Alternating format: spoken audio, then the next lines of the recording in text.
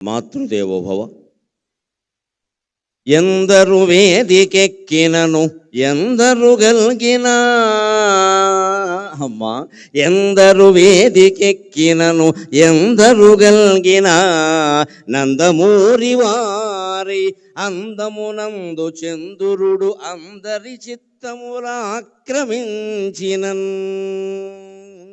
ఎందరు వేదికెక్కినను ఎందరు గల్గిన నందమూరి వారందమునందు చంద్రుడు అందరి చిత్తముల ఆక్రమించినన్.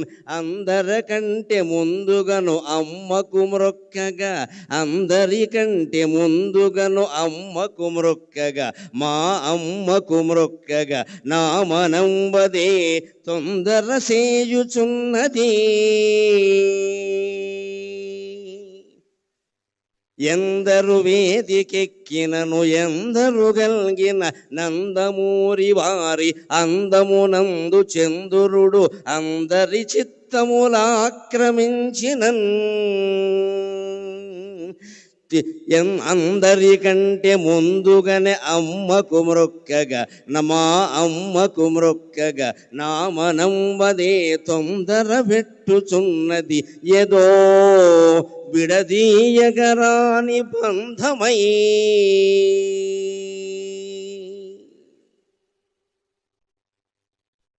ఎన్టీఆర్ అంటేనే ఎన్ అంటే నేషనాలిటీ, టీ అంటే తెలుగు, ఆర్ అంటే రసస్ఫూర్తి.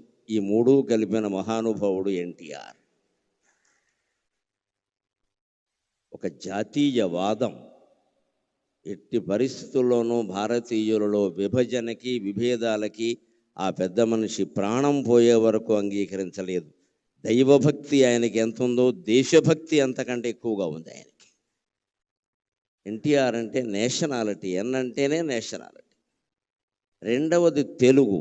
ఆయన ప్రాణం ఇచ్చాడు తెలుగు కోసం. నిజంగా నటుడుగా ఉన్నప్పుడు అంతే, నాయకుడుగా ఉన్నప్పుడు అంతే. పెట్టిన ప్రతి పథకానికి ముందు తన పేరు కానీ, తండ్రి పేరు కానీ, కొడుకు పేరు కానీ ఏమీ పెట్టుకోవాల. తెలుగు తెలుగు తెలుగు తెలుగు. తరువాత ఎవ్వరు ఆ పథకాన్ని కొనసాగించినా ఎటువంటి ఇబ్బంది లేకుండా తెలుగు జాతి అంతా పరవశించే విధంగా ప్రతి పథకానికి తెలుగు అని పేరు పెట్టాడు ఆయన. ఎవరు దాన్ని మార్చవలసిన అవసరం లేదు, ఆలోచనే రాదు. అంత భక్తి, అంత ప్రేమ తెలుగు అంటే ఆయనకి. ఇక మూడవది రసస్ఫూర్తి. ఇది చాలామందికి తెలియదు. అందరూ నటులు కాలేరు, అందరూ కవులు కాలేరు, పండితులందరూ వక్తలు కాలేరు, పండితులందరూ అవధానులు కాలేరు. రకరకాలు, కొందరు అవుతారు, కొందరు అవ్వరు. కారణం రసస్ఫూర్తి తెలియకపోవడం. నేను ఇన్ని పుస్తకాలు చదివాను అంటే ఉపయోగం ఏం లేదు.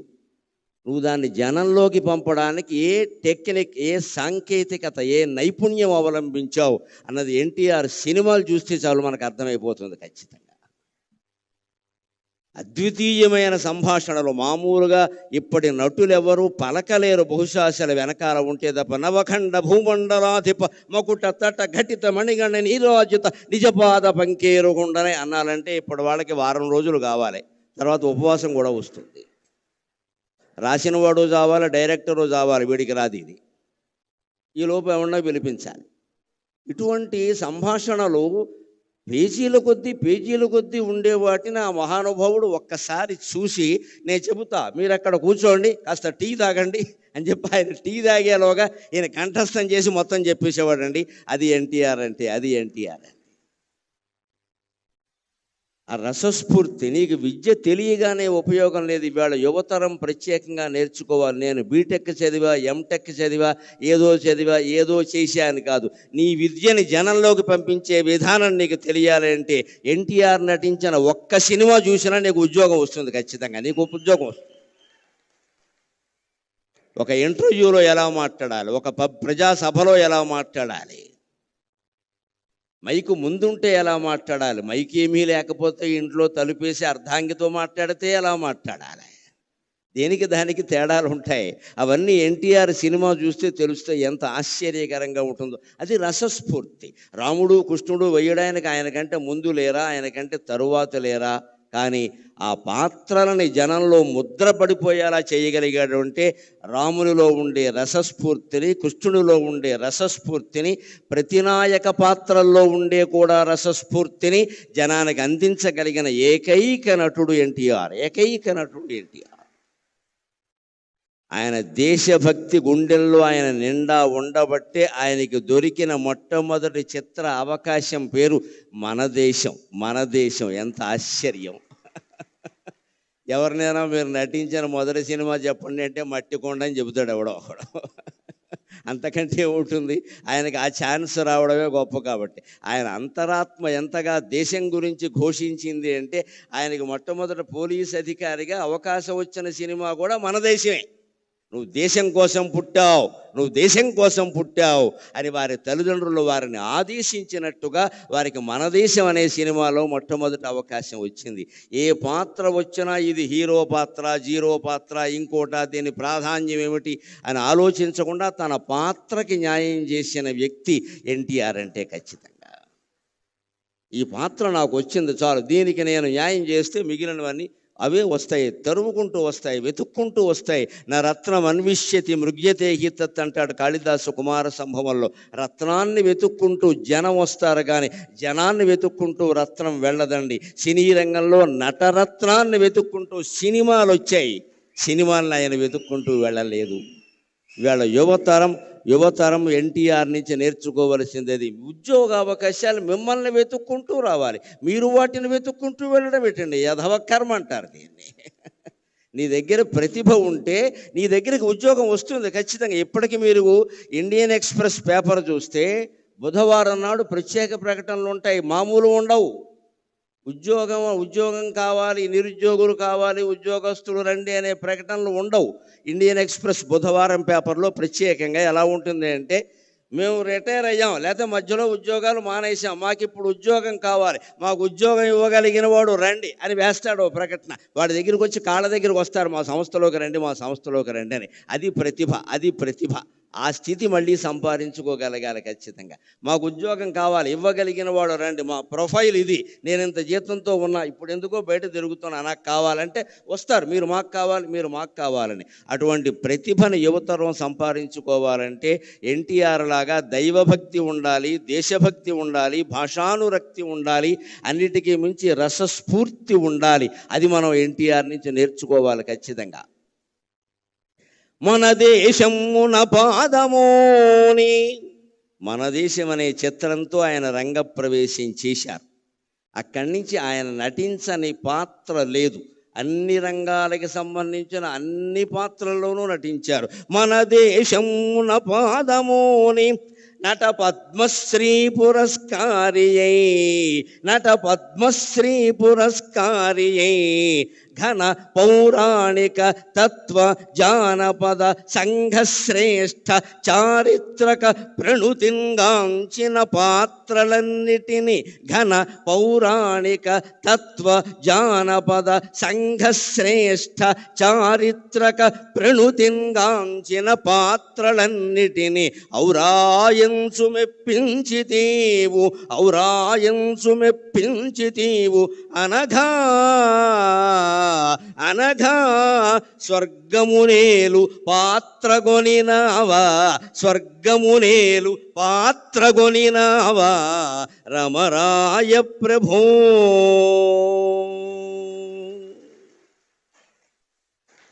మన దేశం అనేటువంటి పాత్రతో ఆయన సినిమా రంగంలో కాలు పెట్టారు. దేశభక్తికి నిదర్శనం అదృష్టం తరుముకుంటూ ఆయన్ని వచ్చింది.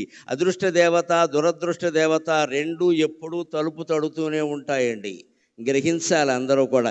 రెండూ తలుపు తడుతూనే ఉంటాయి. కాలింగ్ బెల్లకి మంచి చెడ్డ తెలియదు, ఎవరు నొక్కినా మోగుతుంది. కానీ అదృష్టానికి దురదృష్టానికి తేడా ఏమిటంటే, అదృష్ట దేవత తలుపు కొడుతుంది, నువ్వు వెంటనే తీయకపోతే వెళ్ళిపోతుంది. శని దేవత ఉంది, తలుపు కొట్టి అక్కడే జుట్టు విరబోసుకుని నూనె రాసుకోకుండా కూర్చుంటుంది. నువ్వు తీసే వరకు కూర్చుంటుంది. అర్ధరాత్రి తీస్తే అర్ధరాత్రి వస్తుంది ఖచ్చితంగా. ఎందుకంటే నిన్ను పట్టుకోవాలని దానికి ఆసక్తి. గ్రహించుకోవాలి. అదృష్టం తలుపు తట్టినప్పుడే మనం తలుపు తెరవాలి ఖచ్చితంగా. అవకాశాలు ఎలా ఉంటాయంటే, యువతరం కోసం ఓ మాట చెబుతా. అవకాశాలు ఏసీ తలుపులు లాంటివి, మన వెనకాలే మూసుకుపోతూ ఉంటాయి. జాగ్రత్త పడాలి, జాగ్రత్త పడాలి. ఏసీ తలుపులు చూడండి, ఏసీ గదిలో మనం ఇలా రాగానే మూసుకుపోతుంది మన వెనకాలే. కొన్ని అవకాశాలు మన వెనకాలే మూసుకుపోతాయి. అది వచ్చినప్పుడు మనం అందుకోవాలి, కానీ మనం అందుకునే వరకు అది ఆగుతుందంటే ఆగదండి. అవకాశం అదృష్టం లాంటిది. ఆయన నిరంతర కృషి, నిరంతర గ్రంథ పఠనం ముఖ్యంగా చాలామందికి తెలుసో తెలియదు, ఆయన విశ్వనాథ సత్యనారాయణ గారి శిష్యుడు. విశ్వనాథ సత్యనారాయణ గారి శిష్యుడు. మా గురువుగారిని ఎంతో గౌరవంగా చెప్పుకునేవారు. ఎస్ఆర్ఆర్ అని సివిఆర్ కాలేజీలో చదువుకున్నారు ఆయన. ఆ గురువు నుంచి ఆత్మాభిమానాన్ని, పాండిత్యాన్ని రెండూ గ్రహించాడు కాబట్టి ఆయన రారాజులా వెలిగాడు. ఆయన మన దేశమున పాదముని నట పద్మశ్రీ పురస్కారి.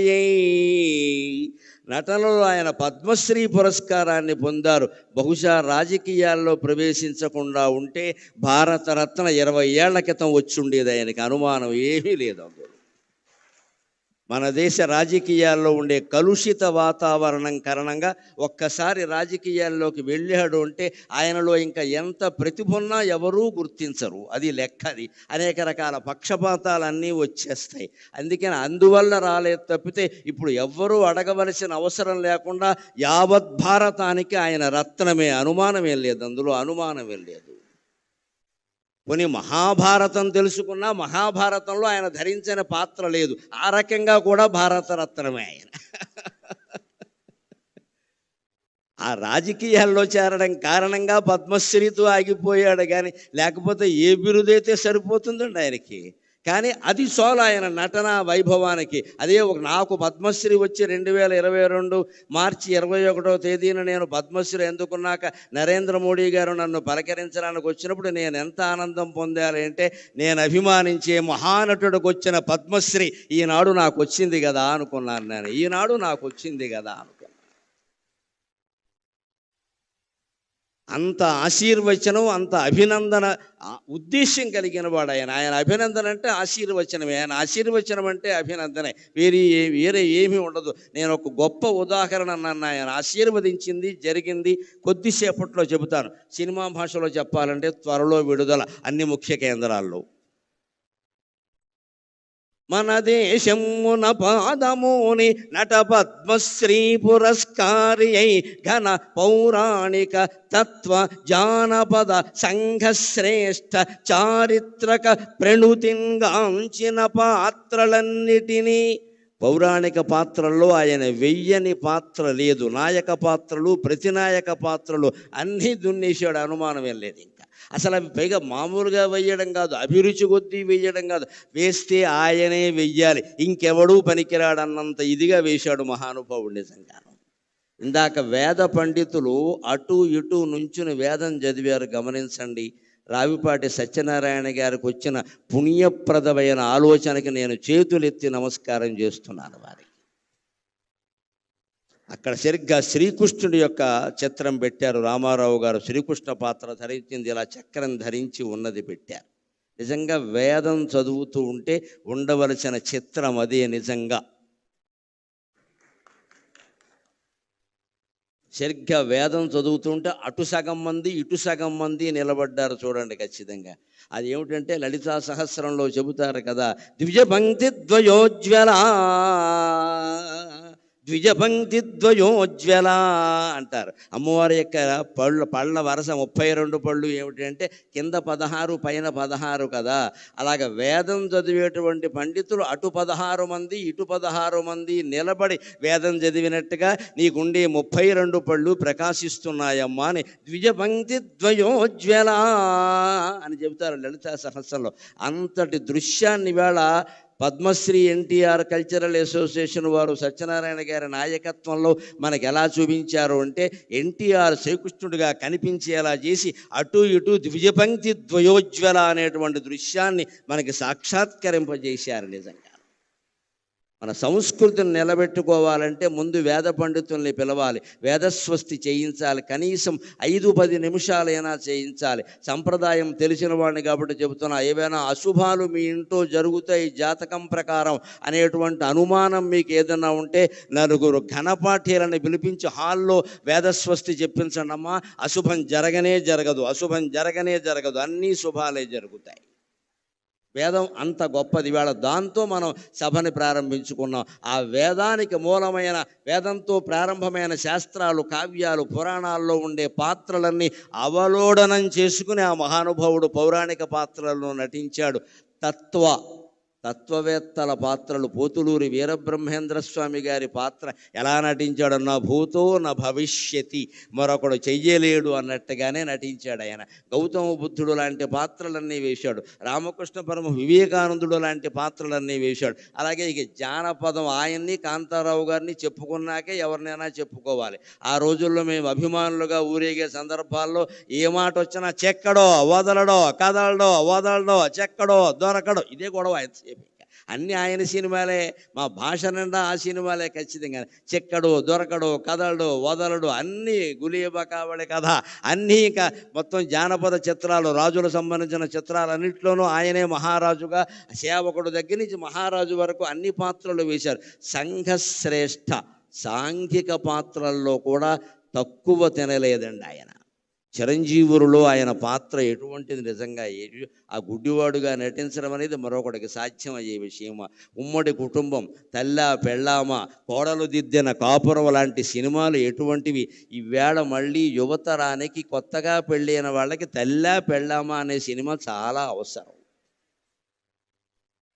ఈవేళ మళ్ళీ వస్తే బాగున్న సినిమా అనిపిస్తుంది. కోడలు దిద్దిన కాపురం కూడా చాలా అవసరం. ఈవేళ కోడళ్ళు కాపురాలు దిద్దట్లేదు, కంప్యూటర్లో దిద్దుకుంటున్నారు కూర్చుని. అందుకని కోడలు దిద్ది, ఇవాళ ఉమ్మడి కుటుంబాలు లేవు, అన్నీ మడి కుటుంబాలు, దడి కుటుంబాలు, విడి కుటుంబాలే. అసలు కుటుంబం ఎక్కడుంది? పోయింది, టొంబం మిగిలింది ఇక్కడ. ఇప్పుడు అర్ధాంగులు తక్కువ, ఆర్డర్ పెట్టేవాళ్ళు ఎక్కువ. నమశివాయ నమశివాయ. అర్ధాంగం ఎందుకంటే ఆర్డర్ పెట్టడానికి, నేను ఆర్డర్ పెట్టుకుంటున్నా, నీకేమో ఆర్డర్ పెట్టమంటా అంతే. మీకు ఇంకా గుంటూరులో కాపురాలు ఏమైనా ఉన్నాయేమో కానీ మాకు హైదరాబాదులో కాపురాలు లేవు. హైదరాబాదులో కాపురం చేస్తున్న దంపతులు కాదు, స్విగ్గీ జొమాటో, అది వాళ్ళే కాపురం చేస్తారు. స్విగ్గీ భార్య, జొమాటో భర్త, ఇందులో వీళ్ళకి 2 పిల్లలు ఉంటారు, ఒకళ్ళు పొటాటో, ఒకళ్ళు టొమాటో. మగ పిల్లలు కాస్త గట్టిగా ఉంటారు కాబట్టి పొటాటో, ఆడపిల్లలు మెత్తగా ఉంటారు కాబట్టి టొమాటో. స్విగ్గీ జొమాటోలు కాపురం చేస్తున్నాయి కానీ పిల్లలు ఎవరు కాపురాలు చేయట్లేదండి. హైదరాబాద్లో ప్రతిరోజు ఆర్డర్ పెట్టడమే. ఆర్డర్ పెట్టడానికి పెళ్ళి ఎందుకండి, పని లేక కంప్యూటర్ ఉంటే చాలు ఇక్కడ. అలా తయారైన మన సమాజానికి ఈవేళ రామారావు గారు నటించిన ఉమ్మడి కుటుంబం, తెల్లా పెళ్ళామ, కోడలు దిద్దిన కాపురం, రైతు బిడ్డ లాంటి సినిమాలు మళ్ళీ రావాలండి. మళ్ళీ రీ రిలీజ్ కావాలండి. రైతు బిడ్డ సినిమా ఇప్పుడు మళ్ళీ విడుదలైతే ఆయన నాగలి పట్టుకుని భుజం మీద ఉన్న దృశ్యం చూస్తే మళ్ళీ గుంటూరు జిల్లా నుంచి అమెరికా వెళ్ళిన వాళ్ళందరూ వచ్చి వ్యవసాయం చేస్తారండి. నాకు ఆ నమ్మకం ఉంది ఖచ్చితంగా. మగాడంటే ఎలా ఉండాలరా, మనిషి అంటే ఎలా ఉండాలరా అని చెప్పి అమెరికా వెళ్ళిపోయిన వాళ్ళందరూ వచ్చి వ్యవసాయం చేస్తారండి ఖచ్చితంగా. సినిమాల ప్రభావం సామాన్యమైనది కాదండి. సినిమా చాలా పవర్ఫుల్ మీడియా, చాలా శక్తివంతమైన ప్రసార సాధనం. అది దాన్ని ప్రజా సంక్షేమం కోసం, దైవభక్తి పెంచడానికి, దేశభక్తి పెంచడానికి ఉపయోగించుకున్న మహానటుడు ఎన్టీఆర్. ఆయన స్వార్థం కోసం ఆయన నటించలేదు, ప్రజల్లో విలువలు పెరగడానికి నటించారు. అందుకే ఇందాక సత్యనారాయణ గారి ప్రసంగంలో మీరు విన్నారు, వాళ్ళు అసోసియేషన్ పెట్టాక ఆయన్ని పిలిచి సన్మానం చేస్తే, ఏమిటయ్యా అసోసియేషన్, ఊరికే సినిమాలు చూస్తూ కూర్చుంటారా, ప్రజలకు ఏమైనా చేయండి అన్నట్టే. సమాజానికి ఏమైనా చేయండి. నన్ను పొగుడుతారు, ఊరికే నా సినిమాలు చూడడం బోళ్ళు మంది ఉన్నారు చూసేవాళ్ళు, సమాజానికి ఏమైనా చేయండి. ఈ మాట ఎవడంటాడండి? నిస్వార్థంగా ఉన్నవాడు మాత్రమే అనగలగడమ్మా. ఆ తల్లి కడుపు ధన్యం, ఆ తండ్రి జీవితం ధన్యం, ఎన్టీఆర్ పుట్టిన నేల ధన్యం, ఎన్టీఆర్ పీల్చిన గాలి పీలుస్తున్న మనం అందరం ధన్యులం. పౌరాణిక చారిత్రక తత్వ జానపద చారిత్రక సాంఘిక శ్రేష్టమైన పాత్రలు, చారిత్రకమైన పాత్రలు. ఒక కృష్ణదేవరాయల పాత్ర, ఒక చంద్రగుప్తుని పాత్ర ఎవరు నటించగలరండి? ఎన్టీ రామారావు గారు తప్ప. ఇప్పటికీ కృష్ణదేవరాయలంటే ఎలా ఉన్నాడో మనకు తెలియదు. మేమైతే రామారావు గారే కృష్ణదేవరాయలు అనుకుంటాం మేమంటే.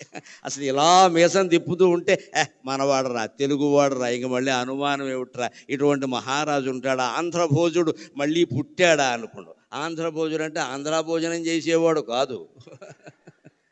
ఆంధ్రంలో కవులని పండితులని సంస్కృతంలో భోజమహారాజు ఎలా పోషించాడో ఆంధ్రంలో కవుల్ని పండితుల్ని అలా పోషించేవాడిని ఆంధ్రభోజుడు అంటారు. ఆంధ్ర భోజనం చేస్తే ఆంధ్రభోజుడు అనరు.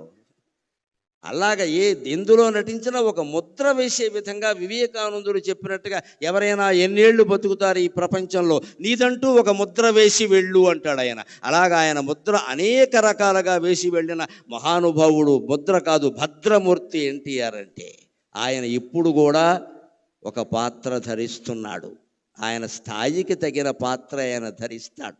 ఎప్పుడు ఇక్కడ మహారాజుగా నటించాడు కదా, అందుకే భగవంతుడు ఆయనకి ఇచ్చిన యోగం ఏమిటి అంటే, అనగా స్వర్గమునేలు పాత్ర గొనినావా రామరాయ ప్రభో. ఏమయ్యా, ఇన్ని రకాల మహారాజుల పాత్రలు వేసావు కదా, స్వర్గాన్ని పరిపాలించే పాత్ర తీసుకోవయ్యా అని భగవంతుడు దేవేంద్రుడు స్వయంగా పిలిచి రామారావు గారికి స్వర్గం ఇచ్చాడు. అక్కడ ఆయన పరిపాలన చేస్తున్నాడు. ఆయనకి ఏ లోటు జరగడం లేదు. మనం దాని గురించి కంగారు పడక్కల్లా. ఇక్కడ వైవిఎస్ చౌదరి గారిని పక్కన పెట్టుకుని నేను ఒక మాట చెప్పాలి.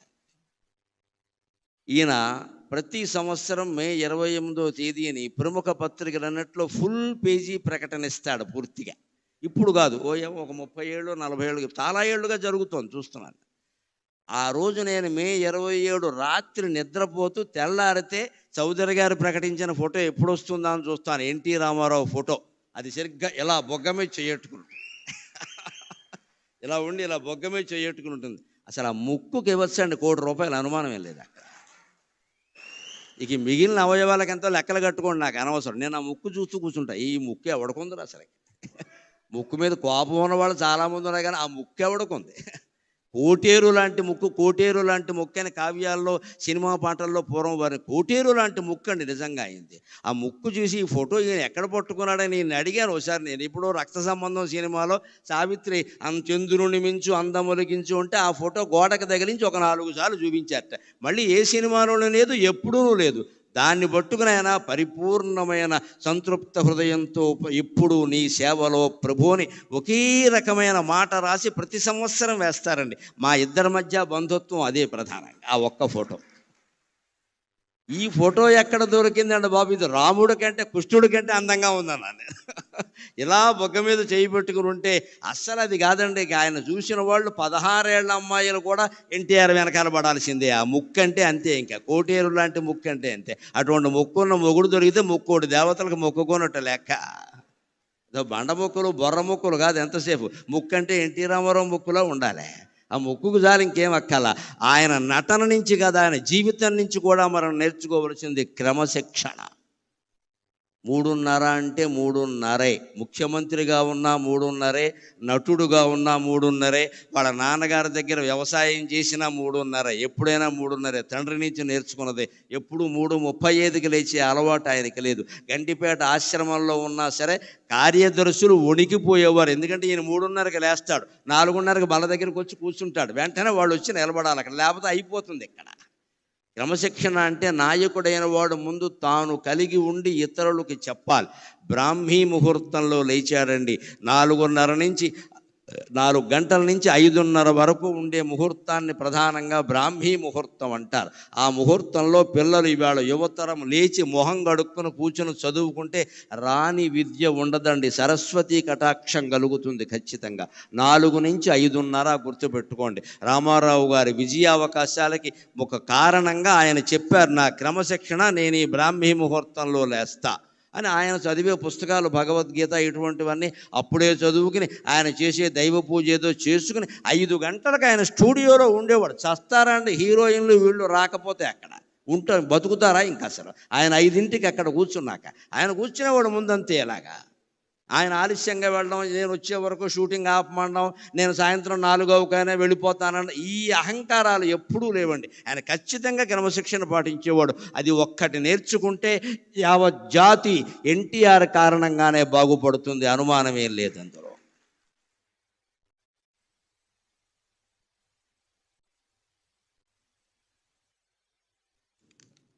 ఆయన ధరించిన పాత్రలలో వైవిధ్యాన్ని గురించి ఒక్క మాట చెబుతాను నేను. విద్వాంస్తుష్ట పద్యమేకం దదాతి అంటారు. మాబోటి పండితులకి నిజంగా హృదయం ఆనందమైతే మాటలు రావు, పద్యాలు వస్తాయి. సాకేత రాముడై సాక్షాత్కరించినన్, సాకేత రాముడై సాక్షాత్కరించినన్, వాల్మీకి వర్ణనల్ వాస్తవమగు. సాకేత రాముడై సాక్షాత్కరించినన్, వాల్మీకి వర్ణనల్ వాస్తవమగో. శ్రీకృష్ణుడౌచు వశీకరణము జేయ, శ్రీకృష్ణుడౌచు వశీకరణము జేయ, వ్యాసుండు నిన్ను చూడవచ్చు నిజమో. శ్రీకృష్ణుడౌచు వశీకరణము జేయ, వ్యాసుండు నిన్ను చూడవచ్చు నిజమో. ఆ పితామక పాత్ర యౌవనమునదాల్ప. ఆశ్చర్యం అండి, మరో నటుడు చెయ్యలేని పని. 40 ఏళ్ల లోపు వయస్సులో ఆయన 250 సంవత్సరాల వయస్సుండే భీష్ముడు పాత్ర ధరించాడు. ఇప్పటి హీరోలు తెలుసుకోవాలి, ముసలి పాత్ర ధరిస్తే నా ఇమేజ్ పడిపోతుందనే దరిద్రపు ఆలోచన రానియకూడదు. నటుడు అంటే అన్నీ చెయ్యాలి. భీష్ముడు పాత్ర, ఆ పాత్ర ధరించింది. నేను అనుకున్నా ఏదో పెద్ద వయస్సు వచ్చిందేమో అనుకున్నా, రాలేదు. 40 ఏళ్ల లోపు వయస్సులో 257 సంవత్సరాలు జీవించినటువంటి భీష్ముడి పాత్ర ధరించడం, మెప్పించడం అంటే సామాన్యమా? భీష్ముడు మళ్ళీ పుడితే సాధ్యమవుతుంది ఆ విషయం అది. అటువంటి పాత్ర ధరించాడు ఆయన. ఆ పితామక పాత్ర యవ్వనమునదాల్ప, గంగమ్మకు పుత్ర శోకమ్ము తీరే. ఆ పితామక పాత్ర యౌవనమునదాల్ప, గంగమ్మ పుత్ర శోకమ్ము తీరే. రాయలై చిత్ర సామ్రాజ్యము నేలుచో, రాయలై చిత్ర సామ్రాజ్యము నేలుచో, అష్టదిగ్గజ కవులు అవని దిగిరి. రాయలై చిత్ర సామ్రాజ్యము నేలుచో, అష్టదిగ్గజ కవులు అవని దిగిరి. మంచి పాత్రలు ధరించి మంచి వారి మంచి మరింత పెంచు ధీమంతుడీవు. ఆయనలో 2 కోణాలు ఉన్నాయి, గమనించండి. 2 మేలే చేశాయి. మంచి పాత్రలు ధరించి మంచి వారి మంచి మరింత పెంచు ధీమంతుడీవు. చెడ్డ పాత్రలు ధరించి చెడుగునైన మంచిగా మార్చివేయు పెన్మాయవేమో. రాముడు పాత్ర వేస్తే వాల్మీకి దిగి వచ్చి నేను రామాయణంలో ఎలా వర్ణించానో అలా ఉన్న రాముడు ఎన్టీ రామారావు ఒక్కడే అని ఆనందిస్తాడు, అనుమానమేం లేదు ఇక్కడ. ధర్మజ్ఞశ్చ కృతజ్ఞశ్చ సత్యవాక్యో దృఢవ్రతః వృషోరస్కః శ్రీ వృషస్కంధక అని అద్భుతంగా వర్ణిస్తాడు వాల్మీకి రామాయణంలో రాముడిని. అంతటి పర్సనాలిటీ దైహికంగాను భౌతికంగాను నైతికంగాను మానసికంగాను కలిగిన వాడు తెలుగు నటులలో కాదు, ప్రపంచ నటులలో రామారావు ఒక్కడే, మరొకడు లేడు. ఈయన రాముడు పాత్ర లవకుశలో ధరిస్తే మా చిన్నతనంలో విన్న మాట పరవశించిపోయాం. మా అమ్మగారు జీవితంలో చూసిన సినిమా ఒకే ఒక్కటి, అదే లవకుశ. అప్పట్లో బ్రాహ్మణ స్త్రీలు, అసలు స్త్రీలు అందున బ్రాహ్మణ స్త్రీలు సినిమాలకు వెళ్ళే అవకాశం లేదమ్మా, వాళ్ళకు కుదిరే పని కాదు. కానీ లవకుశ సినిమా వచ్చాక మా నాన్నగారితో దెబ్బలాడి మా అమ్మ సినిమా చూసి పెద్ద బండి కట్టుకుని వెళ్ళడం, దానికి 2 ఇంటర్వెల్స్ ఇచ్చేవారు. 32 ఏళ్ల సినిమా అది. విజయవాడ దుర్గా కళామందిరంలో లవకుశ సినిమా ఏడాదికి పైగా ప్రదర్శించబడిందండి. తెలుగు జాతి పరవశించిపోవలసిన విషయం. దుర్గా కళామందిరం అంటే ఇప్పటికీ ఎన్టీ రామారావు గారు టాకీసేదండి. ఏడాది పైన ప్రదర్శించబడ్డాం. ఆ లవకుశలో ఉన్న రాముణ్ణి చూస్తే వాల్మీకి నేను 16 లక్షణాలు చెప్పింది ఇటువంటి వాడిని కదా, ధర్మజ్ఞశ్చ కృతజ్ఞశ్చ సత్యవాక్యో దృఢవ్రత కోన్వస్మిన్ సాంప్రదంలోకి గుణవాన్ కశ్చ వీర్యవాన్ అని చెప్పానే నేను బాలకాండలో. ఆ లక్షణాలన్నీ మూర్తిభవించిన వాడు ఇంతకాలానికి ఆంధ్రదేశంలో పుట్టాడు రాని వాల్మీకి ఆయన ఆశీర్వదించాడండి. అందుకని అంతవాడయ్యాడు. అదే శ్రీకృష్ణ పాత్ర ధరిస్తే ఇక చెప్పవలసిన అవసరం లేదు. ఆ ఒయ్యారం, ఆ సొగసు, ఆ ఎక్కడ అవసరమైన చోట కాఠిన్యం, అవసరమైన చోట చిరునవ్వు. శ్రీకృష్ణుడు అంటేనే పెద్ద మాయ. రామో విగ్రహవాన్ ధర్మక, రాముడి జీవితం తెరిచిన పుస్తకం. రాముడు అధర్మం చెయ్యడు. మనకు తెలియక మాట్లాడుకుంటాం కానీ రాముడు అధర్మం చెయ్యడు. రాముని జీవిత చరిత్ర అంతా ముక్కుసూటిగా ఉంటుంది. శ్రీకృష్ణుడి ధర్మం కాదు, అలా ఉండదు. లీల, శ్రీకృష్ణ లీల. లీల అంటే అర్థం ఏమిటి? కర్మ అంటే అర్థం ఏమిటి? ఆనందం కోసం చేసేది కర్మ, ఆనందంగా ఉండి చేసేది లీల. అది శ్రీకృష్ణ అవతారం ధర్మం. మనం ప్రతి పని ఆనందం కోసం చేస్తాం కాబట్టి మన కర్మ మనం అనుభవించాలి, మంచి అయినా చెడ్డైనా. తాను స్వయంగానే ఆనందో బ్రహ్మేతి వ్యజానాత్ ఆనందాదేవ కల్విమాని భూతాని జాయంతే ఆనందేన జాతాని జీవంతి ఆనందం ప్రయంజభిషం విశంతీతి అని వేదం చెప్పినట్టుగా ఆనంద స్వరూపుడై ఉండి పరమాత్మ కర్మలు చేస్తాడు. కాబట్టి శ్రీకృష్ణావతారం తర్వాత పరమాత్మ అనుభవించవలసిన కర్మఫలాలు ఏమీ లేవు. ఇది పౌరాణిక రహస్యం. రాముడు చేసినటువంటి కొన్ని పొరపాట్లు, తప్పులు, ఒప్పులు ఏమున్నా వాటిని కృష్ణావతారంలో అనుభవించాల్సి వచ్చింది. కానీ శ్రీకృష్ణ పరమాత్మ చేసింది ఏది అనుభవించాల్సి రాలా. ఎందుకంటే రాముడు నేను మనిషిని ఆత్మానం మానుషం మన్యే రామం దశరథాత్మజం అన్నాడు. నువ్వు దేవుడు అయ్యాను ఋషులు చెప్పినా సరే నాకు అవన్నీ తెలియదండి, నా పేరు రాముడండి, మా నాన్నగారు దశరథుడండి, మా అమ్మ కౌశల్య అండి, బళ్ళు అలాగే పేరు రాశారండి అని చెప్పాడు. నేను మనిషిని, నేను మానవుడిగానే పుట్టాను, మానవుడిగా ఉండి ధర్మాన్ని ఎలా గెలిపించాలో ఆ ప్రయత్నం అంతా నేను చేస్తాను, ఓడిపోతే ఓడిపోతాను అన్నాడు రాముడు. రాముడు ధర్మానికి ప్రత్యేక, శ్రీకృష్ణుడు ధర్మం కాదు అధర్మం కాదు లీలకి ప్రత్యేకంగా. అంటే అసలు శ్రీకృష్ణుడు చేసిన పని మంచో చెడ్డో గ్రహించడానికి మన బుర్ర సరిపోదు, దాన్నే లీల అంటారు ఖచ్చితంగా. అది మళ్ళీ వ్యాస భాగవతం చదివితేనే అర్థమవుతుంది ఖచ్చితంగా. అటువంటి లీలామానుష వేషధారి పాత్ర ధరించడం చాలా కష్టం. రాముడు స్ట్రైట్ ఫార్వర్డ్, ముక్కుసూటిగా ఉంటాడు. ఆ నేచర్, ఆ స్వభావం ఉన్నవాళ్ళు ధరించేయచ్చు, అభ్యంతరం లేదు. కానీ కృష్ణుడు పాత్ర ధరించడం చాలా కష్టం. సత్యభామ కాళ్ళు పట్టుకున్నది కృష్ణుడే. రుక్మిణి చేత, తల్లి సత్యభామ చేత రుక్మిణి కాళ్ళు పట్టించింది కృష్ణుడే. ఇంత నేర్పు ఉండాలంటే మరొకడికి సాధ్యమా? ఆయన ఒక్కడే ఆ పాత్ర ధరించాడు ఖచ్చితంగా. అలాగ శ్రీకృష్ణ పాత్రకు పైగా ప్రత్యేకత ఏమిటంటే కర్షతీతి కృష్ణ అంటారు. అయ్యా వారిని కూర్చోబెట్టండి, వేద పండితులు ఎక్కడొకటి కూర్చోబెట్టండి. కర్షతీతి కృష్ణ అంటారు. ఆకర్షించడమే కృష్ణుని యొక్క ప్రధాన లక్షణం. కొన్ని కోట్ల మందిని ఆకర్షించాడు ఆయన ఒక్కసారిగా. మళ్ళీ అంతగా తెలుగు జాతిని కాదమ్మా, యావత్ సినీ జగత్తుని ఆకర్షించిన వాడు ఎన్టీఆర్ ఒక్కడే. ఆ 3 అక్షరాలు ఏదో ఓంకారంలో ఉండే అకార ఉకార మకారాల్లాగా, ఐం హ్రీం శ్రీం అనే మంత్రాక్షరాల్లాగా ఎన్టీఆర్ అనే అక్షరాలు తెలుగు జాతిని పరవశింపజేసాయి మొత్తం మీద. అంత ఆకర్షణ శక్తి ఉన్నవాడు కాబట్టి ఆయన కృష్ణ పాత్ర వేయగలిగాడు. మనకి తెలియకపోవచ్చు కానీ ఏదో ఒక ఉపాసన లేకుండా అటువంటి పాత్రలు వేయడం సాధ్యం కాదండి. ఆయన రాముడు కృష్ణుడే కాదు, పౌరాణిక చిత్రాల్లో ఏ పాత్ర ధరించినా ఉపవాసం ఉండేవాట ఖచ్చితంగా. మాంసాహారం తినేవాడు కాదు, అలవాటైన మనిషి అయినా తినేవాడు కాదు, నేల మీదే పడుకునేవాడు. ఆయన ఇష్టదైవమైన వెంకటేశ్వర స్వామిని ధ్యానించేవాడు. ఆ కారణంగా ఆయనకు అనుగ్రహం పుష్కలంగా కలిగింది. ఆ పాత్రలో ఆయనే జీవించాడు. అందుకే ఆయన కృష్ణ పాత్ర ధరిస్తే నా అభిప్రాయం ఏమిటి అంటే, శ్రీకృష్ణుడౌచు వశీకరణము చేయ వ్యాసుండు నిన్ను చూడవచ్చు నిజము. నేను చిత్రించినటువంటి కృష్ణ పరమాత్మ, నేను కళ్ళతో దర్శించిన పరమాత్మ మళ్ళీ పుట్టాడు తెలుగునాట అని వ్యాసుడు నిన్ను చూడ్డానికి వస్తాడయా? ఖచ్చితంగా అంటున్నాను. ఇంకో మాట, ఆయన భీష్మ పాత్ర నటించడం నిండు వయస్సులో, ఇంకా ప్రౌఢ వయస్సు కూడా కాదు, యవ్వనం దాటిన వయస్సులో నటించడం చాలా చిత్రమైన విషయం. అది ఆ పితామకు పాత్ర యవ్వనమున దాల్ప గంగమ్మ పుత్ర శోకమ్ము దీరే. భారతంలో ఒక రహస్యం ఏమిటంటే, అర్జునుడు కూడా చనిపోయాడు, మళ్ళీ పుట్టాడు.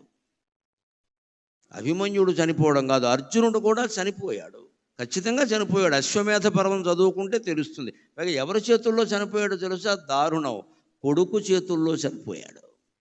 ఎవరా కొడుకు? చిత్రాంగదికి పుట్టినవాడు బభ్రువాహనుడు. బభ్రువాహనుడు అర్జునుడిని చంపుతాడు యుద్ధంలో. ఆ యుద్ధం ఆయన కొందెచ్చుకున్నాడు అర్జునుడు. అర్జునుడు పూర్తిగా బతికి లేడండి, చచ్చిపోయి మళ్ళీ పుట్టాడు. ఎవరి వల్ల పుట్టాడు? ఉలూపి నాగకన్య మంత్రం వేసి బతికించింది. ఈ కథకి మూలం ఏమిటంటే, ఇది ఎందుకు ఇలా జరిగింది, అర్జునుడు లాంటి వాడికి కూడా చావు ఏమిటి, మళ్ళీ పుట్టడం ఏమిటి, ఎందుకు జరిగిందంటే ఎవరి కర్మ వారు అనుభవించాల్సిందే. భీష్ముడిని చంపిన విధానం ఎవరికి నచ్చినా ఎవరికి నచ్చకపోయినా, చివరికి భీష్ముడికే నచ్చినా గంగాదేవికి నచ్చలేదు, కన్న తల్లి కదా. మా అబ్బాయిని అన్యాయంగా చంపారు, మా అబ్బాయిని అన్యాయంగా చంపారు. 257 సంవత్సరాలు పెళ్లి చేసుకోకుండా, తోడు నీడ లేకుండా, కష్టసుఖాలు చెప్పుకునేందుకు మనిషి లేకుండా రాజ్యత్యాగం చేసి బతికిన వాడిని శిఖండిని అడ్డం పెట్టుకుని చంపుతారా? నా కొడుకు చావుకి కారణమైన వాడు కొడుకు చేతుల్లోనే చనిపోతాడు అని గంగమ్మ శాపం ఇచ్చిందండి. ఇది భారతంలో ఉంటుంది ఖచ్చితంగా. ఆ శాపం అమలు అయింది. పాండవులు జయించారన్న పేరే కానీ పొందిందేమీ లేదు. ఇక్కడ మన తెలుగులో కూడా ఒక సామెత, పాండవుల ప్రభుత్వం వచ్చాక మొదటి బడ్జెట్ అంతా కౌరవుల తద్దినాలకు సరిపోయింది. స్పీకర్ గారు ఉండగా చెప్పుకోవలసిన మాట. ధర్మరాజు గారి స్థానంలో ఆర్థిక మంత్రి ఎవరున్నారో కానీ వారు ప్రవేశపెట్టిన బడ్జెట్ అంతా కౌరవుల తద్దినాలకు సరిపోయింది.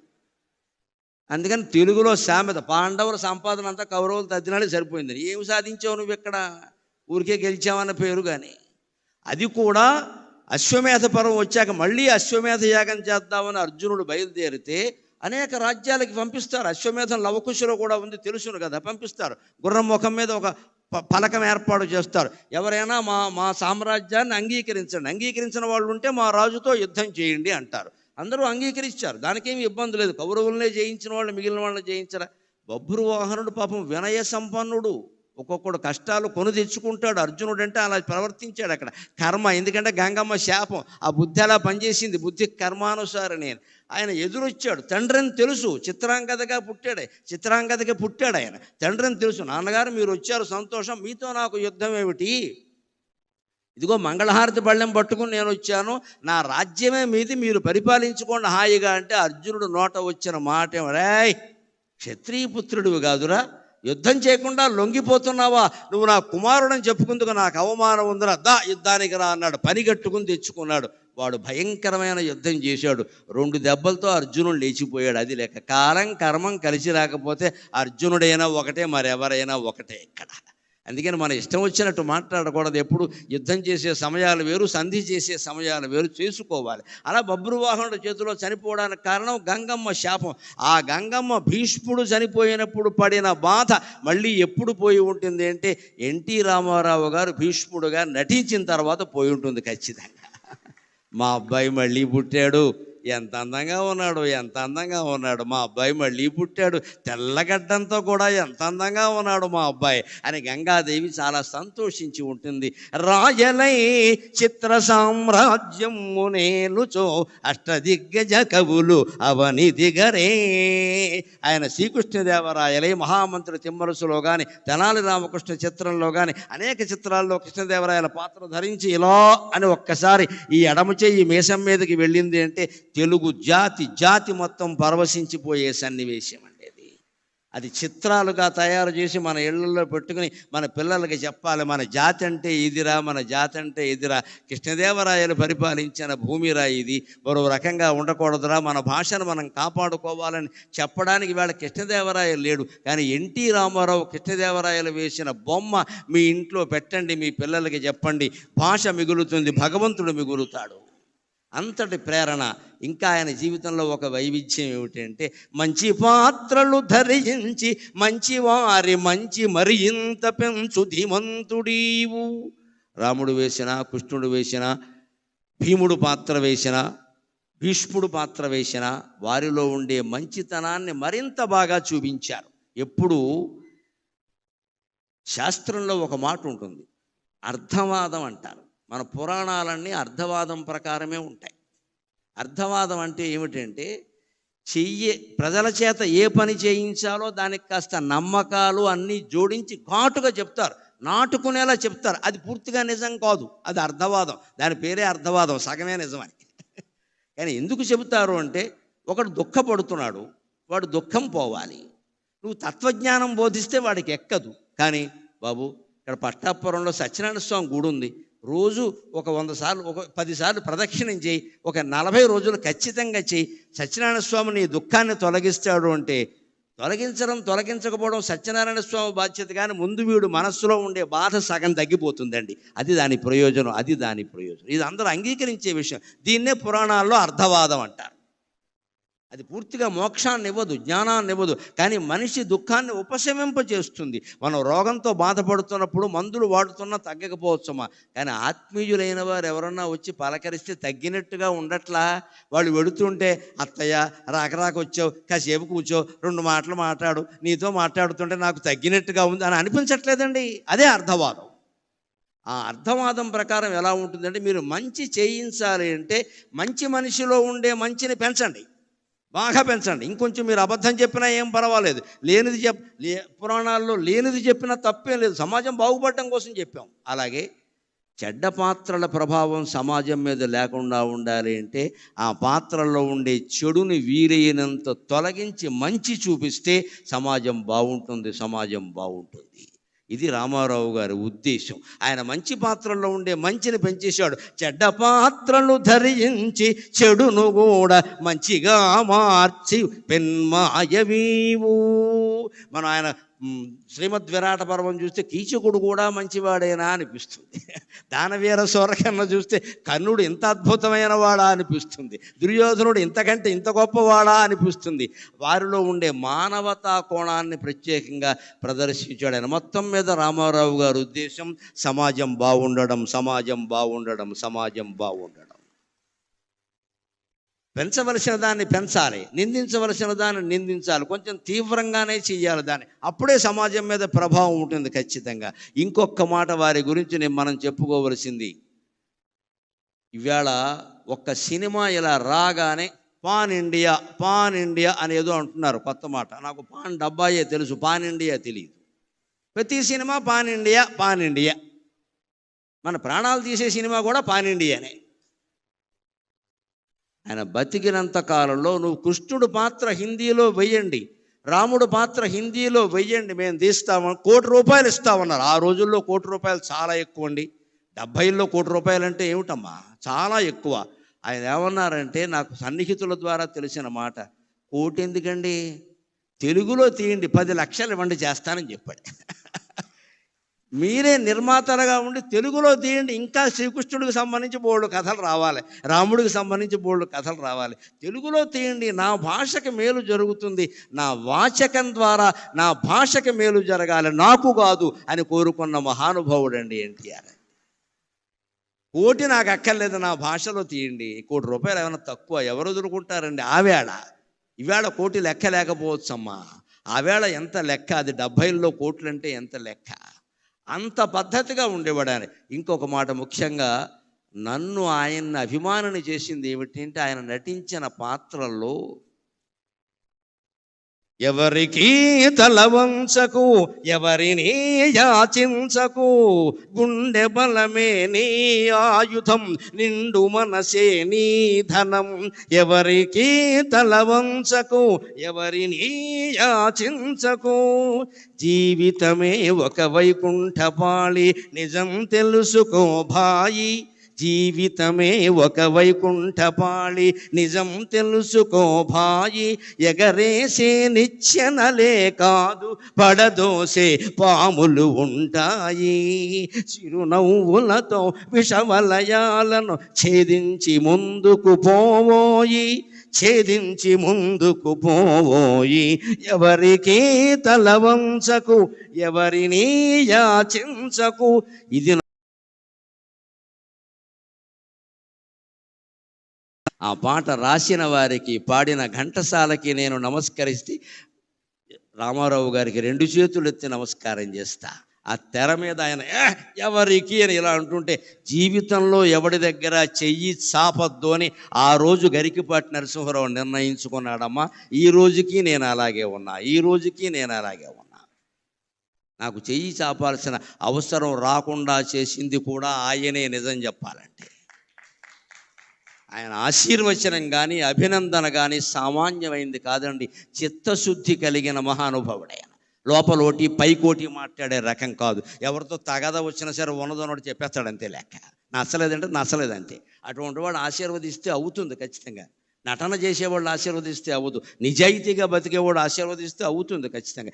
నేను ఆయన తెలుగు విశ్వవిద్యాలయం పెట్టినప్పుడు, ఆయన తెలుగు విశ్వవిద్యాలయం స్థాపించినప్పుడు ఆయన ఏం చెప్పారంటే, ఈ విశ్వవిద్యాలయం నా మానస పుత్రిక అన్నారు ఆయన. నా మానస పుత్రిక.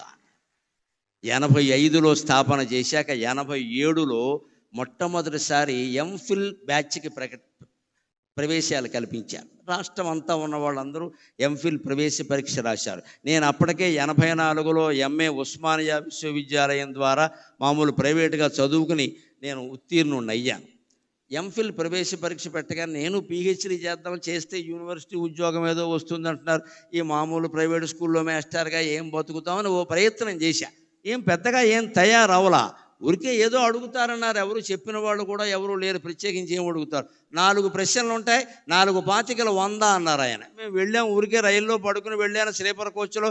నాకు తోచిన మాటలేవో రాస్తే ఆశ్చర్యకరంగా ఎంఫిల్ ప్రవేశ పరీక్షలో నాకు రాష్ట్రం మొత్తం మీద ప్రథమ స్థానం వచ్చింది. రాష్ట్రం మొత్తం మీద ఏమీ తయారవకుండా నాకు ఏదొస్తే అది రాస్తాను. అప్పటికే ఉన్న పరిజ్ఞానంతో నాకు 17 ఏళ్ల వయస్సు నుంచి రామాయణ భారతాలు కావ్యాలు చదువుకునే అలవాటు ఉంది కాబట్టి ఆ ఉన్న పరిజ్ఞానంతో రాస్తే సమాజానికి సాహిత్యానికి సంబంధం ఏమిటని ఒక 25 మార్కుల ప్రశ్న అడిగితే దానికి నేను 25 పేజీలు సమాధానం రాస్తే ఆ దిద్దే ఆయన 25 వేసేసాడు. అనుమానం లేదు. ఇంకా ఇంత మంచి మాటలు ఎవడు రాయడం. అయ్యాక నాకు ఒక అపూర్వ దర్శనం కలిగింది. నేను ఆయనకి ఎంత గాఢాభిమానిని అంటే, కోడలు దిద్దిన కాపురం ఆయన 100వ చిత్రం కదండి, 100వ చిత్రం, 200ల చిత్రం. కోడలు దిద్దిన కాపురం 200ల చిత్రం. అప్పటికి నేను చిన్నకురాండి.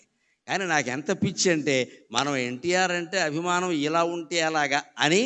అంతవరకు ఆయన నటించిన 200 చిత్రాలు ఏంటి, అందులో హీరోయిన్లు ఎవరు, దర్శకుడు ఎవరు, సంగీతం ఎవరు, అందులో టీవీ రాజు సంగీతమా కాదా, అదొకటి నాకు కావాలి. ఆయనకి బాగా ఇష్టం టీవీ రాజు అంటే. టీవీ రాజు గారి సంగీతమా కాదా, ఇలా ఒక పట్టిక తయారు చేసి ఆ 200 పెద్ద బాటనీ రికార్డు, సైన్స్ రికార్డు లాగా 200 సినిమాలది.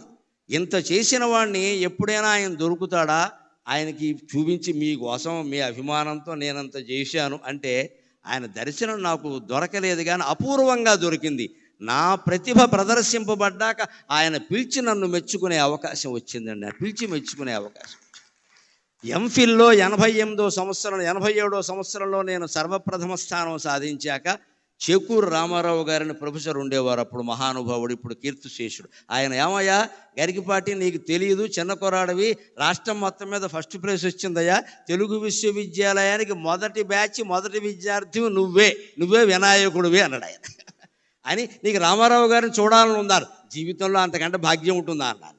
చూడాలి, అయితే వెళ్ళవయా అన్నారు. అక్కడికి వెడితే మన నారాయణ రెడ్డి గారు, దొణప్ప గారు లాంటి మహానుభావులు ఉండగా ఆయన పిలిచి నాకు అడ్మిషన్ సర్టిఫికెట్ చేతిలో పెట్టి, నరసింహారావు గారు, ఆయన గంభీరమైన గ్రాంధిక భాష కదా, నరసింహారావు గారు మీరు ప్రథమ స్థానం సాధించారు ప్రవేశ పరీక్షలో, ఎంఫిల్ పట్టాల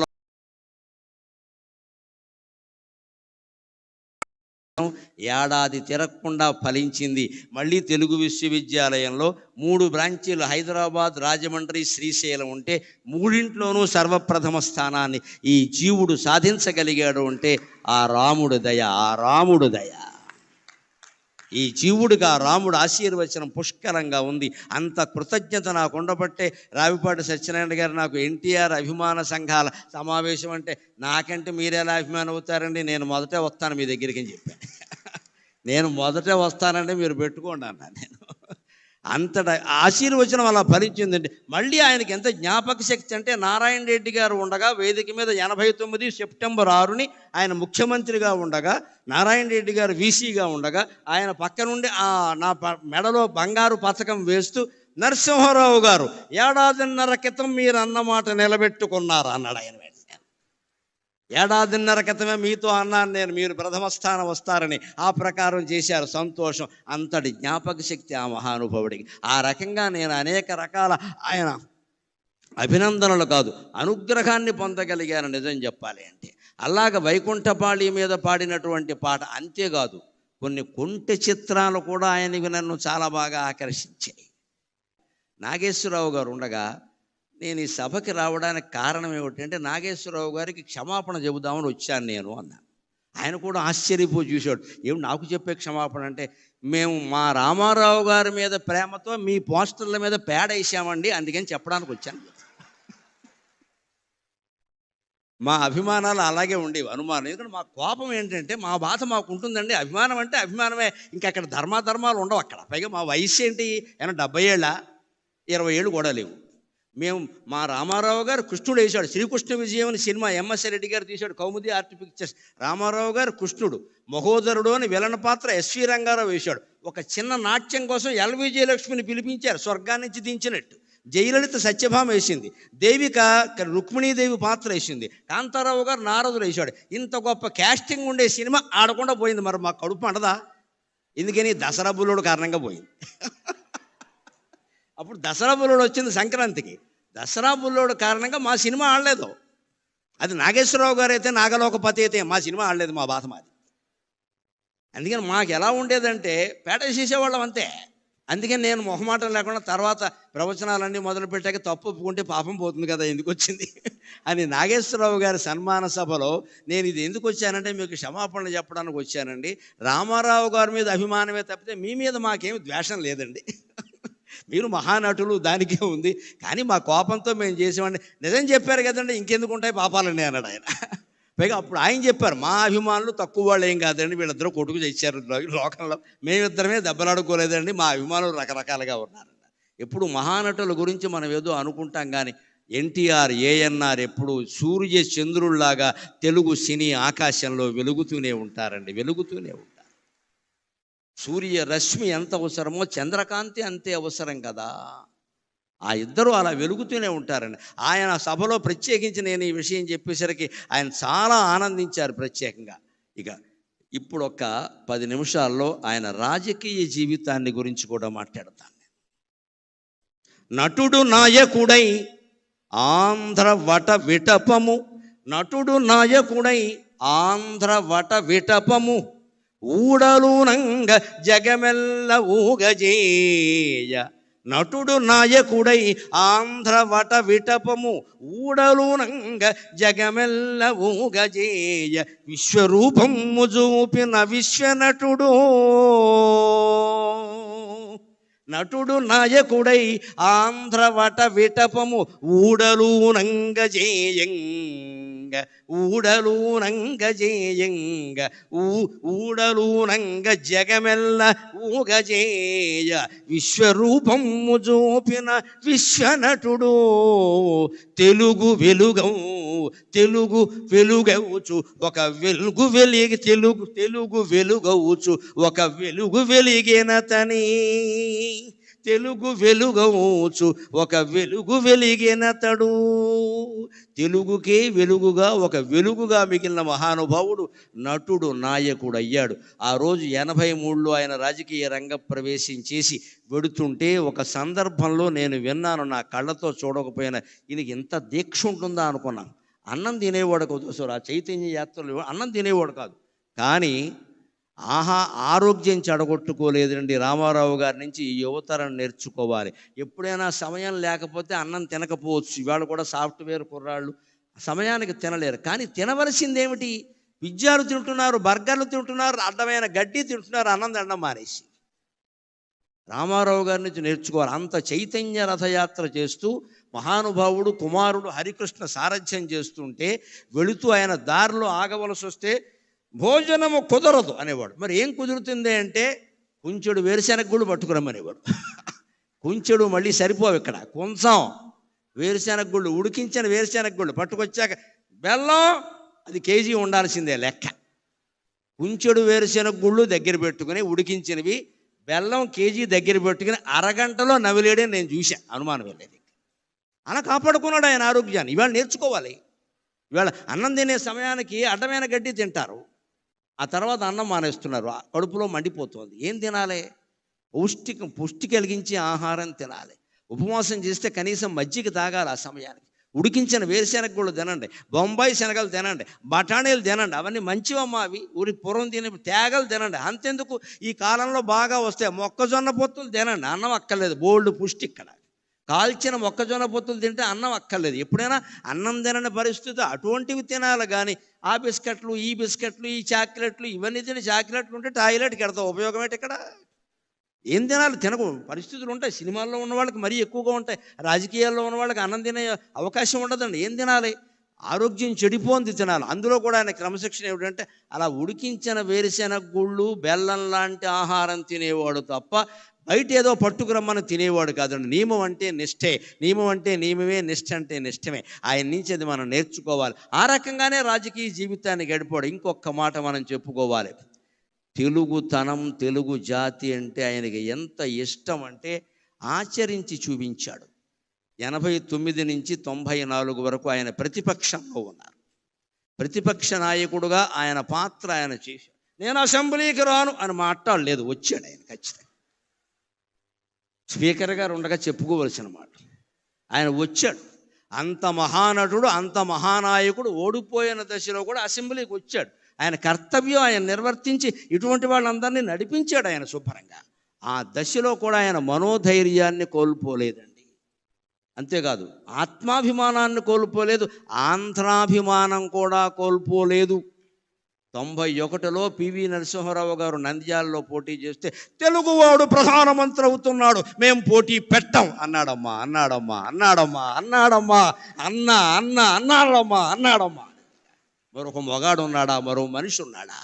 ఎంత స్వార్థం ఇవాళ రాజకీయాల్లో, ఎంత స్వార్థం. సానుభూతి చూపించవలసిన చోట కూడా పోటీలు పెట్టేస్తున్నారే. ఆయన శుభ్రంగా ఆయన నిలబడితే పివి నరసింహారావు గారి పరిస్థితి వేరుగా ఉండేది. చాలా కష్టం నెగ్గడం అది. అందులో సానుభూతి ఉంది ప్రజలకి, ఈయన పట్ల చాలా సానుభూతి ఉంది. ఈయన ఓడిపోయాడని ఏమవుతాడో తెలియదు, కానీ తెలుగువాడు ఇంతకాలానికి ప్రధానమంత్రి అవుతున్నాడు, నేను అడ్డుపడను, మా తెలుగుదేశం పార్టీ తరఫున పోటీ లేదు అని ప్రకటిస్తే నంద్యాలలో ఎప్పటికీ చెరిగిపోని మెజార్టీ వచ్చింది పివి నరసింహారావుకి. ఎన్టీ రామారావు దయ వల్ల వచ్చింది, ఎన్టీ రామారావు దయ వల్ల వచ్చింది. ఔదార్యం అంటే అది, ఔదార్యం అంటే అది.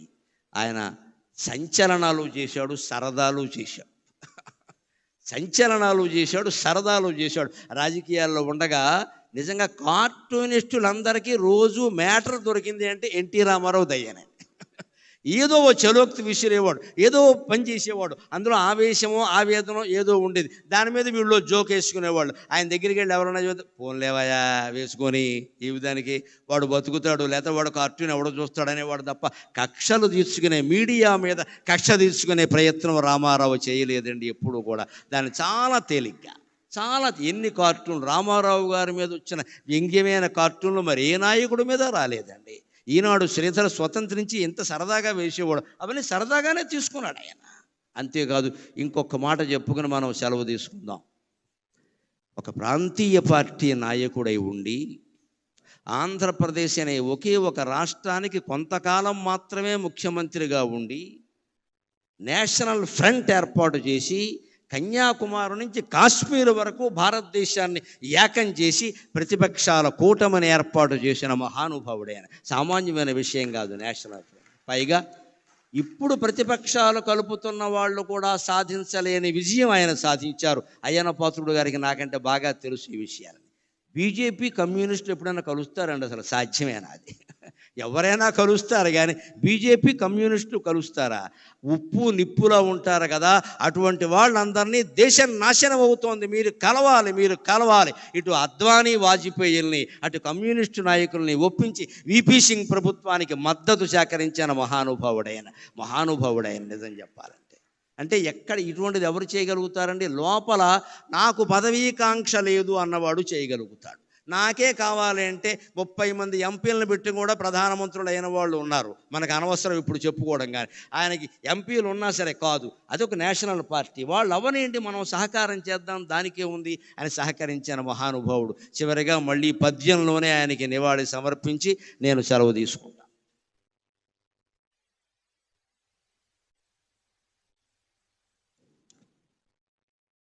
విశ్వఖ్యాత నట ప్రపంచ. రామారావు గారి సంతోషించాలి అంటే మంచి సమాస ధాటితోనే ఉండాలి పద్యం. తేలికైన మాటలతో చెబితే ఏమయ్యా గరికిపాటి ఇలాంటి పద్యం చెప్పేవాడు రాత్రి కల్లోకి వస్తాడు ఆయన. అందుకని మంచి సమాస ధాటితోనే ఉండాలి పద్యం ఖచ్చితంగా. విశ్వఖ్యాత నట ప్రపంచ విభవావేశ స్వభావ ప్రభావ అశ్వోద్ధూత సమస్త చిత్ర పరిషత్ హరాగ్రహారం మగున్. విశ్వఖ్యాత నట ప్రపంచ విభవావేశ స్వభావ ప్రభావ అశ్వోద్ధూత సమస్త చిత్ర పరిషత్ హరాగ్రహారం మగున్. ఏ శ్వానమ్ములు అవేమి వాగుకొనని ఈ సింహము ఆ సింహమే. ఏ శ్వానమ్ములవేమి వాగుకొనని ఈ సింహము ఆ సింహమే. శశ్వచ్ఛాంతిని రామరాయుడుగను. శశ్వచ్ఛాంతిని రామరాయుడుగను. స్వర్గమునందు అంతటన్.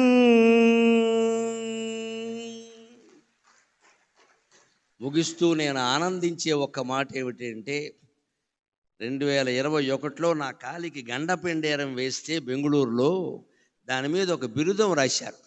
విశ్వవిఖ్యాత అవధాన సార్వభౌమ అని రాశారు. నేను అనుకున్నాను ఇది కూడా ఎన్టీ రామారావు గారు అనుగ్రహమే అనుకున్నాను. ఎందుకంటే ఆయన విశ్వవిఖ్యాత నట సార్వభౌమ. ఆయన దయ వల్ల మనకు వచ్చింది విశ్వవిఖ్యాత అవధాన సార్వభౌమ. ఆయన రంగంలో ఆయన విశ్వవిఖ్యాతుడు, నా రంగంలో నేను ఆయన అభిమానిగా విశ్వవిఖ్యాతుడిని కాగలిగాను. ఈవేళ 12 కోట్ల మంది తెలుగు వాళ్ళలో 75% మంది నా మాటలు వింటున్నారు అంటే నా తల్లిదండ్రుల పుణ్యం, నా పెద్దల దయ, రామారావు గారు లాంటి వారి ఆశీర్వచనం. ఈవేళ బయటికి వెడితే పదవుల్లో ఉన్నవారి దగ్గర నుంచి ఊరికే పారిశుధ్య కార్మికుల వరకు కనపడి మేము వింటున్నాం గురువు గారు నమస్కారం చేస్తుంటే నా ఒళ్ళు నేనే గిల్లుకుని ఆనందిస్తున్నానమ్మా. అభిమాన లోకానికంతటికీ కృతజ్ఞతాపూర్వకంగా నేను నమస్కారం చేస్తున్నాను. నచ్చిన జాలు మీకు వదనంబులు విచ్చిన జాలు, నచ్చిన జాలు మీకు వదనంబులు విచ్చిన జాలు, సాహితీ సచ్చరితంబు పాడుటకు జన్మములెత్తెదా వెనవేలు. నచ్చిన జాలు మీకు వదనంబులు విచ్చిన జాలు, సాహితీ సచ్చరితంబు పాడుటకు జన్మములెత్తెదా వెనవేలు. ఏమిచ్చిన ఈయకున్న మనసిచ్చిన జాలును, ఏమిచ్చిన ఈయకున్న మనసిచ్చిన జాలును. భారతీ కృపన్ పచ్చగనుండు, భారతీ కృపన్ పచ్చగనుండు. ఇంక సెలవా ఇలువాకిలి చూచుకోవలెన్. స్వస్తి.